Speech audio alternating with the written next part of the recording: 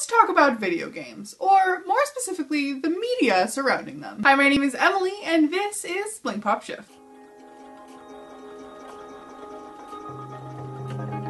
There is plenty of media out there for the spectation of professional athletes. Experts playing amazing games with the mind-blowing combination of strategy, physical prowess, both alone and on team. Spectator sports allow those who would only otherwise experience casual levels of play watch professionals push the game to its limits. The lately games, well, video games at least, and the swarm of media surrounding them have developed a whole new kind of onlooking fan, the narrative spectator. Let me give you a few examples. I want to set the stage with Minecraft. Minecraft was one of the first video games to become not just a place, but a setting. Before you can have drama and character and storyline, you need a place to set everything. And Minecraft's complete lack of story lets the fans fill it up with their own. Take Captain Sparkle's music video, Take Back the Night. An epic tale of an orphaned boy and the quest to avenge the death of his adoptive father. This animated silent film is set in Minecraft, a place that, whether they played it themselves or watched it in other videos, lots of people can recognize. Much like New York has in TV and film become a place that many people recognize without ever having been there. And as our virtual worlds become settings for storytelling outside the game itself, more of our recreational emotions become wrapped up in them as well. Take Pewdiepie, the most watched channel on YouTube. Yes, he does playthroughs and reviews, but I for one watch him as a kind of video game concierge.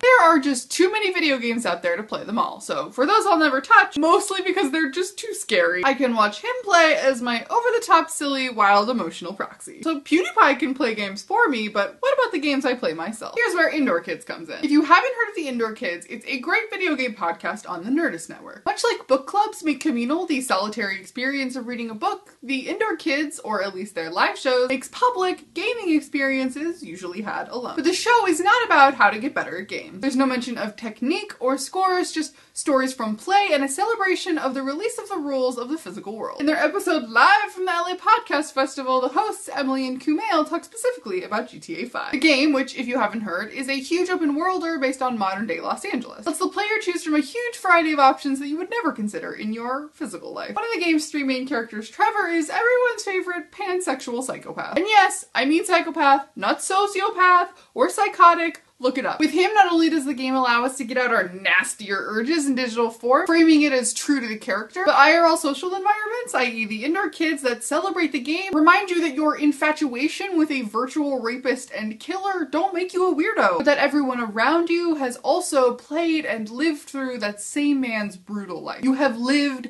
the same life. The same life. The same life. Side note, the phrase violent video game is such a trigger-happy soundbite nowadays that I'm going to avoid it completely. Instead, let's talk about combat. Sure, GTA5 is full of civilian combat options, but for good reason. Humans have used sports and games as stand-ins for battle long before now, using games to both train for and also replace actual war. The combat in the game is an essential part of that commonly lived life I mentioned before. Now, am I claiming that these fellow players are virtual soldiers debriefing from the traumas of combat? No, but the game does become a communal ordeal. Much like bonding after disasters, GTA5 essentially gives its players a common life story. Experiences the Indoor Kids and other outlets share and reminisce about for an audience creating narrative spectators. But what do you think? Is Minecraft a setting? Is Pewdiepie an emotional concierge? Does GTA5 give us war stories? Leave a comment below, and as always, thank you for watching, and get curious. Snail! See, there's a snail. You've seen a snail? There's little things like this. Is the show really over? Wild emotional proxy. Over the top silly. Wild emotional proxy. Over the top silly. Wild emotional proxy. Over the top silly. Wild emotional proxy. Over the top silly. Wild emotional proxy. I just said it like 1,000 times. I said it like 1,000 times!